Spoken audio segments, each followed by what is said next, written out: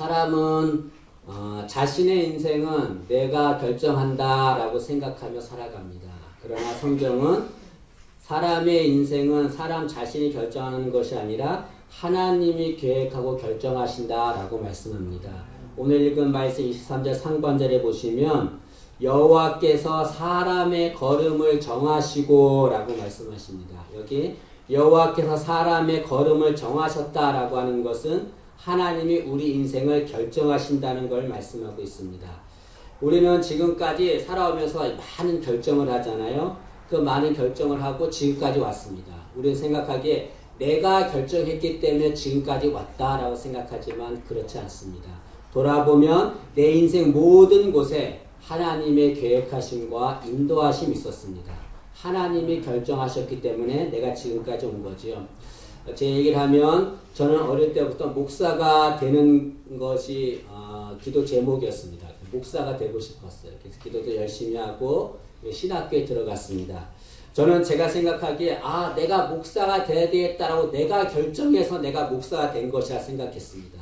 그러나 그렇지 않았어요. 돌아보니까 하나님께서 오래전부터 저를 목사로 세우고자 계획하시고 결정하신 거죠. 저는 하나님의 그 결정에 따라서 지금까지 온 겁니다. 여러분 사역하면서 중간에 신학교를 다닐 때 신학교를 포기할 때가 싶을 때가 있었어요. 신학을 그만두고 싶을 때가 있었어요. 왜냐하면 저 같은 이런 자가, 죄 많은 자가 성도들한테 하나님 말씀을 전한다는 것이 제가 상상이 되지가 않는 거예요. 어떻게 나 같은 자가 하나님 말씀을 전할까? 신학교를 포기하고 싶을 때도 있습니다. 또 등록금이 모자라가지고 등록을 못해서 막 신학교를 그만둬야 될 때도 있었지만 모든 순간에 돌이켜보면 그 순간순간마다 하나님께서 다시 신학을 할 수 있게 하셨고 지금까지 오게 하셨습니다. 이것은 하나님이 우리 인생을 결정하시고 인도하셨다는 것을 말씀하고 있습니다. 하나님은 저뿐 아니라 우리 모든 이들의 인생을 결정하십니다. 근데 하나님은 우리의 인생을, 우리의 길을 결정하실 때 아무렇게나 결정하지 않습니다. 하나님은 우리에게 꼭 맞는 길을 계획하시고 결정하시는 거, 인도하시는 거죠. 여러분 우리는 이것을 믿어야 합니다. 이것을 믿어야만 우리가 하나님의 인도하심을 따라 살아갈 수 있습니다. 하나님은 나에 대한 놀라운 계획을 갖고 계세요. 아무렇게나 계획을 갖고 계시는 것이 아니라 나에게 대한 놀라운 계획을 갖고 계시고 나에게 꼭 필요한 길을 하나님이 가시도록 결정하십니다. 우리가 할 일은 그 하나님의 인도하심에 믿음으로 따라야 될 줄로 믿습니다. 하나님은 우리가 가야 할 길을 정하십니다. 그리고 그 길을 정하시고 기뻐하신다라고 말합니다.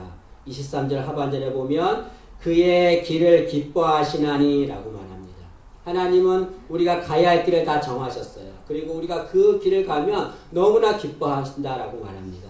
지금 내가 가는 길, 이 길이 여러분 하나님이 원하시는 길입니다. 하나님이 우리를 보시고 기쁘다, 잘한다 칭찬하고 계시는 겁니다. 여러분 내가 가는 길 헛된 길 아닙니다. 다른 사람들 볼 때 뭐라고 하더라도 신경 쓸 거 없어요. 하나님이 기뻐하시는 길입니다. 여러분 다른 사람 신경 쓰지 말고 하나님이 기뻐하는 이 길을 굳건히 가는 우리 되기를 간절히 소망합니다. 하나님께서 우리가 갈 길을 결정하시고 인도하시는데 문제가 생겼습니다. 하나님께서 우리에게 꼭 맞는 길을 결정하시고 인도하셨다면 우리 가는 길이 다 잘 돼야 되지 않나요? 아무런 문제가 없이 모든 것이 다 형통해야 되는데 이게 문제가 생겼습니다. 하나님이 결정하신 길을 가는데 넘어진다라고 말씀합니다. 24절 말씀을 보시면 상반절에 그는 넘어지나 라고 말하죠. 이것은 하나님께서 결정하신 길을 가는 자, 그 자가 길을 가다 넘어졌다는 걸 말하죠. 그럼 어떻게 이럴 수 있습니까? 하나님이 정하신 길을 가면 다 잘 되고 만사 형통하고 복받고 그래야지 왜 넘어지게 하시나 이렇게 생각할 수 있습니다. 속된 말로 하나님이 갑자기 우리 뒤통수를 탁 치는 것 같은 그런 느낌을 받을 때가 있습니다. 하나님이 정하신 길을 가는데 왜 이렇게 어려움이 생기나? 여기 넘어졌다라고 하는 것은 어려움을 당하는 거, 고난을 당하는 거, 아픔을 당하는 거 이런 것들을 말하죠. 여러분 이 말씀을 통해서 우리가 알아야 될 교훈이 있습니다. 저는 이 말씀을 통해서 제가 만약에 이 본문을 썼다고 한다면 24절에 그는 넘어지나 이 말을 쓰지 않았을 거예요. 근데 이 다윗은 이 말을 썼습니다. 왜 썼을까? 제가 묵상한 바로는 이것입니다. 그럼 인생은 하나님이 정하신 길을 가더라도 넘어질 수 있다는 걸 말씀하고 있습니다. 여러분. 혹자는 이렇게 말합니다. 가다가 넘어지는 것, 그것은 실패한 것이다 라고 말한 사람이 있습니다. 그러나 그렇지 않습니다. 실패한 거 아닙니다. 누구나 하나님의 길을 가다가 넘어질 수가 있습니다. 실수할 수 있고 쓰러질 수 있고 어려움 당할 수 있는 거죠. 그리고 사도 바울을 보세요. 사도 바울은 일생 동안에 하나님 정하신 길을 간 자였습니다. 그는 일생 동안 주의 복음만을 산 자였습니다. 그러면 그의 앞에 잘 돼야 되잖아요. 사도 바울이 어떻게 살았습니까? 감옥에 갇혔습니다. 수많은 매를 맞았습니다. 굶주렸습니다. 사람한테 오해를 받고 멸시를 받았습니다. 그러면 사도 바울이 실패했나요? 절대로 그렇지 않습니다. 성경에서 가장 위대한 사도를 얘기한다고 한다면 사도 바울을 얘기합니다. 여러분, 하나님의 길을 가다가 넘어진 것은 실패한 것이 아니라 하나님의 길을 가기 위한 과정일 뿐입니다. 그럼 아이가 태어나서 걸음마를 걷잖아요. 그럼 태어나서 여기 땅 하고 일어나서 걷나요? 그렇지 않죠. 일어나서 걷다가 넘어지고 걷다가 넘어지죠. 그러면 그 아이를 보고 사람들이 야, 너는 왜 이렇게 넘어지냐고 막 뭐라고 비난하는가요? 그 비난하는 사람이 잘못된 거예요. 비난하는 것이 아니라 어떤 아이든지 다 넘어질 수 있는 거예요. 그렇게 넘어지고 넘어지면서 성장하면서 일어나 걷게 되는 거죠.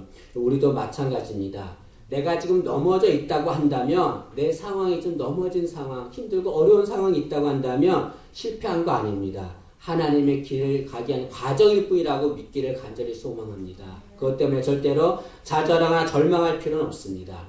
그럼 신앙생활에서 그 신앙의 완벽주의가 있어요. 이 신앙의 완벽주의를 추구하는 사람들이 있는데 이런 분들하고 옆에 같이 신앙생활하면 좀 힘이 듭니다. 왜냐하면 이 사람들은 신앙생활하다가 조금만 실수하면 막 자신을 막 질책해요. 자기 자신을 막 정죄합니다. 아, 내가 어떻게 이렇게 실수하지? 이렇게 실수하지? 막 자기 자신을 자책해요. 그리고 다른 사람이 조금만 실수하면 견디지를 못하는 거예요. 그냥 막 콕 집어서 바늘 찍듯이 그냥 막 얘기를 합니다.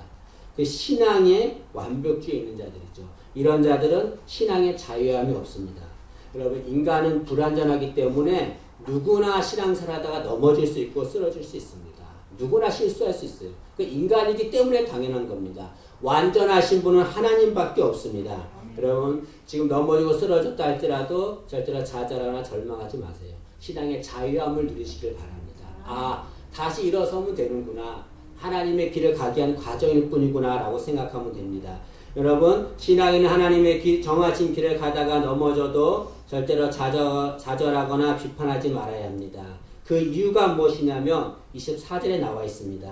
24절에 보니까 신앙인이 길을 가다가 넘어질지라도 좌절하거나 절망하지 말아야 될 이유는 아주 엎드러지지 아니하기 때문이다 라고 말합니다. 24절 중반절에 아주 엎드러지지 아니함은, 여기 아주 엎드러진다는 건 뭘 말합니까? 완전 폭삭 넘어져서 다시 일어나지 못한다는 거예요. 그러나 아주 엎드러지지 않는다라고 말합니다. 이 말은 다시 일어설 수 있다는 것을 말합니다. 넘어져도 다시 일어설 수 있기 때문에 절대로 좌절하거나 자신을 비관할 필요가 없습니다. 어느 목사님께서 자기 아들이 이렇게 게임을 하는 거예요. 초등학생 아이들이 게임을 하는데 이 아이가 게임을 잘 못하나 봐요. 게임하다가 이렇게 뭡니까? 잘 안 되면 거기 실패 이런 게 나온다는 거예요. 그런데 이 아들이 그 실패란 글자가 나오면 그렇게 기뻐한다는 거예요. 보통 사람 같으면 상처를 받을 텐데 아들이 막 기뻐한다는 거예요. 아버지가 물었어요. 얘야, 너 이렇게 실패란 글자가 나오면 상처받지 않니? 이제 아들이 아니요. 이 실패란 글자가 나오면 한 번 더 할 수 있다는 말이에요. 그러니까 실패란 글자가 나오면 다시 할 수 있다는 거예요. 마찬가지입니다, 여러분. 내가 쓰러지고 넘어질지라도 그것 끝 아닙니다. 다시 일어날 수 있는 거예요. 다시 일어나 힘을 얻게 되기를 간절히 소원하며 기도합니다. 근데 넘어졌는데 어떻게 다시 일어설 수 있습니까? 그것은 하나님의 손이 붙들어주기 때문입니다. 24절 하반절에 보세요. 아주 엎드러지지 아니함은 그 이유가 무엇이냐? 여호와께서 그의 손으로 붙드심이로다 라고 말하고 있습니다. 넘어질지라도 다시 일어날 수 있습니다. 어떻게 다시 일어날 수 있습니까? 내 힘으로 일어날 수 없지만 하나님의 손이 나를 붙들어주기 때문에 일어날 수 있다라고 말하고 있습니다. 그럼 하나님의 손이 어떤 손이십니까? 세상을 창조한 손이세요. 인간을 창조한 손입니다. 인간을 창조하셨기 때문에 그 인간을 붙들어줄 수 있는 능력의 손입니다.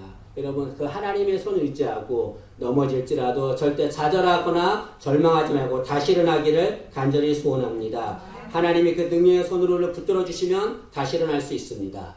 사도행전에 보면 예수님의 제자 베드로와 요한이 성전에 그 기도하러 올라갔어요. 기도하러 올라가는데 바로 성전 앞에 나면서부터 못 걷게 된 자가 앉아 있었습니다. 그 사람은 평생 걷지를 못하는 거예요. 그 사람이 할 수 있는 것은 구걸하는 겁니다. 베드로와 요한한테 구걸하는 거죠. 도와주세요, 도와주세요. 그런데 베드로가 뭐라고 했습니까? 은과 금은 내게 없거니와 내게 있는 것을 내게 주노니 곧 나사렛 예수 그리스도의 이름으로 일어나 걸으라 라고 했어요. 그리고 어떻게 했습니까? 오른손을 잡아 일으키니 그 안진뱅이가 발과 발목에 힘을 얻고 곧 일어나 기뻐 뛰며 하나님을 찬양했다라고 말하고 있습니다. 여러분, 세상에 은과 금으로는 넘어진 자를 일으켜 세울 수 없습니다. 누가 일으켜 세울 수 있습니까? 하나님의 능력의 손이 일으켜 세우는 거예요. 능력의 손, 하나님의 손을 붙잡아 일으키면 나면서부터 안진뱅이 단자도 한 번도 걸어본 적이 없는 자도 다시 일어날 수 있는 겁니다. 일어나서 기뻐 뛰며 하나님을 찬양할 수 있는 겁니다.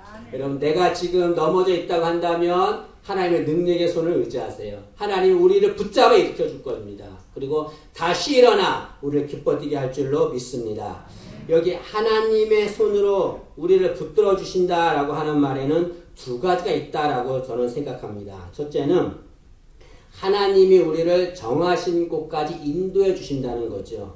그리고 세상은 사람이 넘어지면 그 사람을 포기합니다. 예를 들어서 뭐 운동선수가 열심히 해가지고 막 몸값이 오르잖아요. 그 몸값이 오르면 막 몸값을 막 주고서 그 사람을 계약을 합니다. 근데 이 사람이 슬럼프에 빠져요. 운동을 제대로 못해요. 그럼 어떻게 할까요? 계약을 포기하는 거예요. 그 선수하고 다시 계약을 하지 않습니다. 세상이 그렇습니다. 그러나 하나님은 우리가 넘어지면 우리를 포기하지 않습니다. 손으로 붙잡아 일으키시고 하나님이 정하신 그곳까지 우리 인도할 줄로 믿습니다. 그것이 하나님 붙드시는 손이죠. 또 하나님의 손으로 붙드셨다고 하는 것은 우리와 동행한다는 것을 말합니다. 여러분, 신앙생활 하다가 넘어졌어요? 그러면 그때마다 하나님이 하늘에서 쭉 내려와가지고 이렇게 세워줍니까? 그렇지 않아요.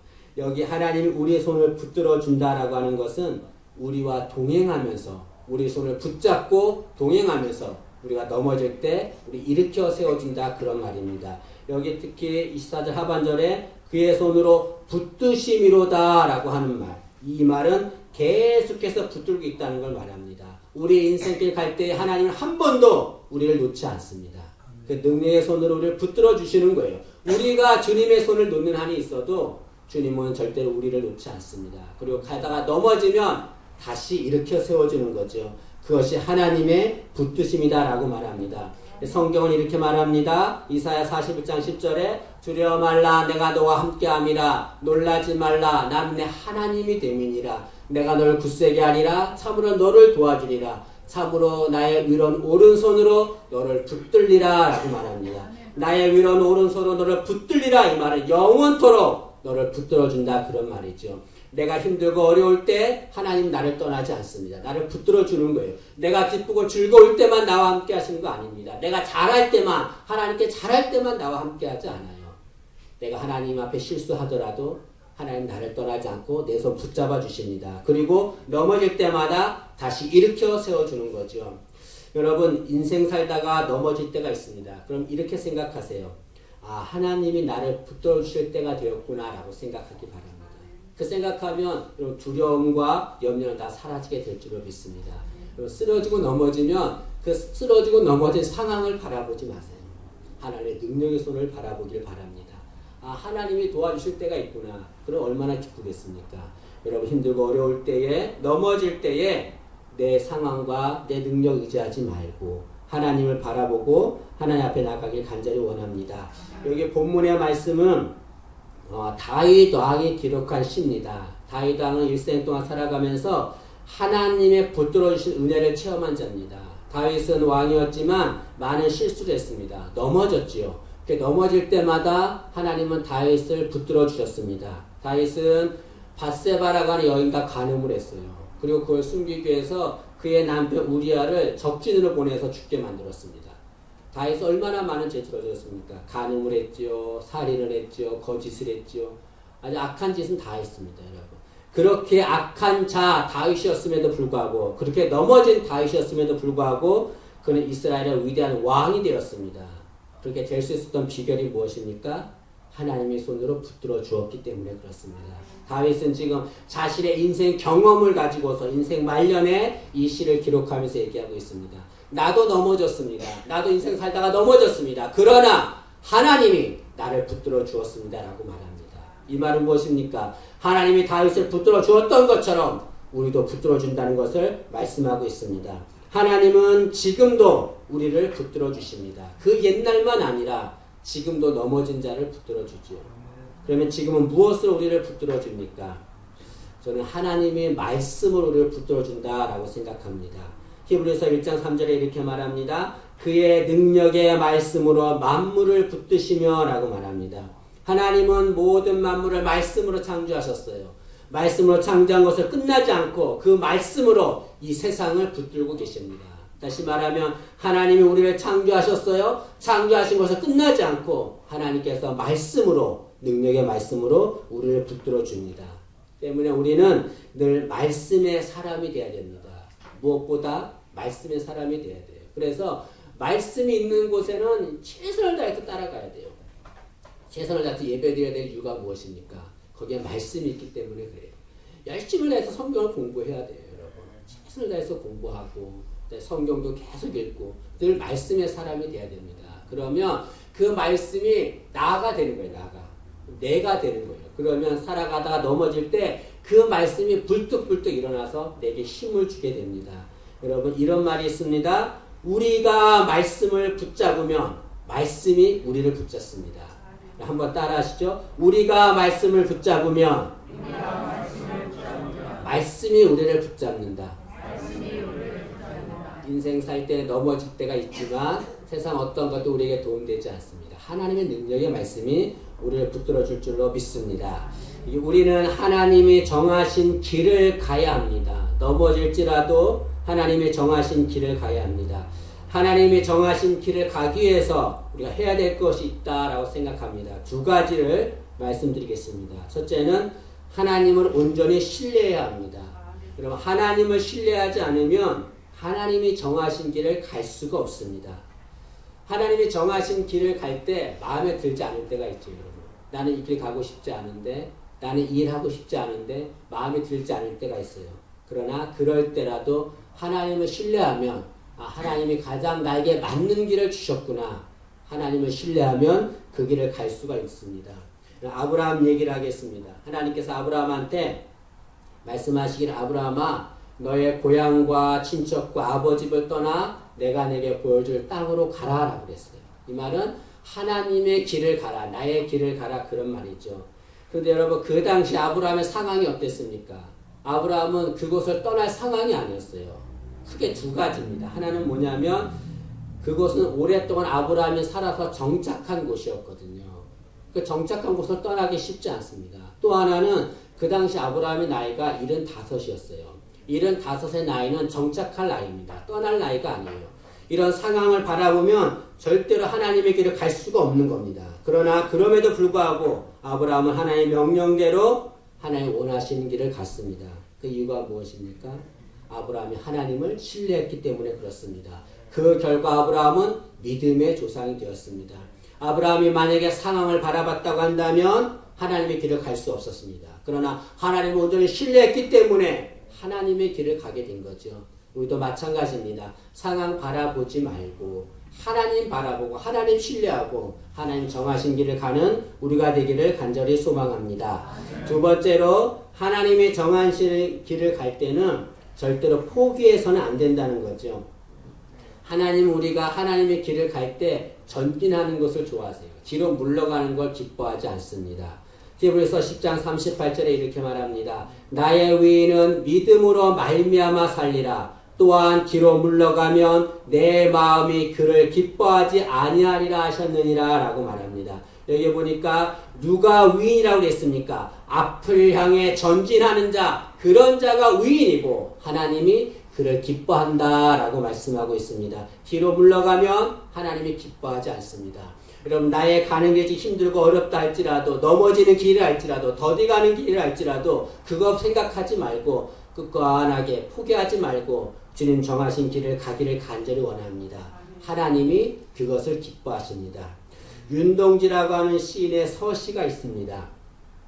죽는 날까지 하늘을 우러러 한 점 부끄러움이 없기를 잎새에 있는 바람에도 나는 괴로워했다. 별을 노래하는 마음으로 모든 죽어가는 것을 사랑해야지.